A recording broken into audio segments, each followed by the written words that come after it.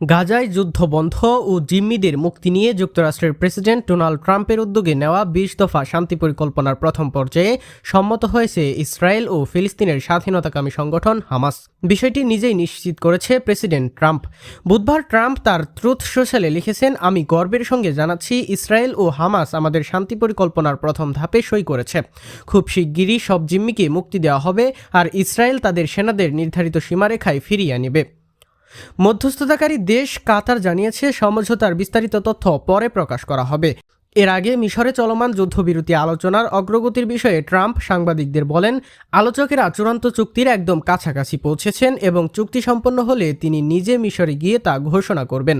White house সূত্রে জানা গিয়েছে, ট্রাম্প শুক্রবার ওয়াশিংটনের ওয়াল্টার রিড মেডিকেল সেন্টারে বার্ষিক স্বাস্থ্য পরীক্ষা শেষে মিশরে যেতে পারেন। তার সফর শনিবার বা রোববারের মধ্যে হতে পারে।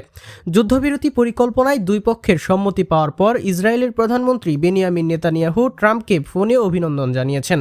নেতানিয়াহুর দপ্তর এক বিবৃতিতে বলেছে, এটা ইসরায়েলের জন্য এক দারুণ দিন। আজ বৃহস্পতিবার দেশটির মন্ত্রিসভা পরিকল্পনাটি অনুমোদন দিতে পারে। নেতানিয়াহু ট্রাম্পকে ইসরায়েলি পার্লামেন্টে ভাষণ দেওয়ার আমন্ত্রণও জানিয়েছেন। গত মাসে ট্রাম্প গাজা ইস্যুতে তার ২০ দফা শান্তি পরিকল্পনা ঘোষণা করেছিলেন, যাতে হামাস ও ইসরায়েল উভয়ই ইতিবাচক প্রতিক্রিয়া জানায়। সেই ধারাবাহিকতায় সোমবার মিশরের শারম আল শেখে দুই পক্ষের মধ্যে আনুষ্ঠানিক আলোচনা শুরু হয়। এতে কাতার, তুরস্ক, মিশর ও যুক্তরাষ্ট্রের শীর্ষ কর্মকর্তারা উপস্থিত ছিলেন। পরিকল্পনার প্রথম পর্যায়ে গাজায় যুদ্ধবিরতির আহ্বান এবং হামাসের হাতে থাকা ৪৮ জন জিম্মিকে জীবিত ও মৃত মুক্তির বিষয়টি অন্তর্ভুক্ত রয়েছে। ধারণা করা হচ্ছে তাদের মধ্যে ২০ জন এখনও জীবিত। বিনিময়ে ইসরায়েল ও বিপুল সংখ্যক ফিলিস্তিনি বন্দী মুক্তি দেবে।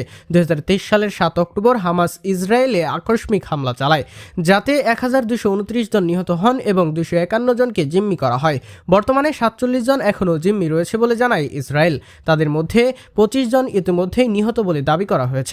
অন্যদিকে গাজার স্বাস্থ্য মন্ত্রণালয়ের তথ্য অনুযায়ী ওই হামলার পর থেকে ইসরায়েলি আক্রমণে গত ২ বছরে গাজায় প্রাণ হারিয়েছে অন্তত ৬৭,১৭৩ জন, যার মধ্যে ২০,১৭৯টি শিশু।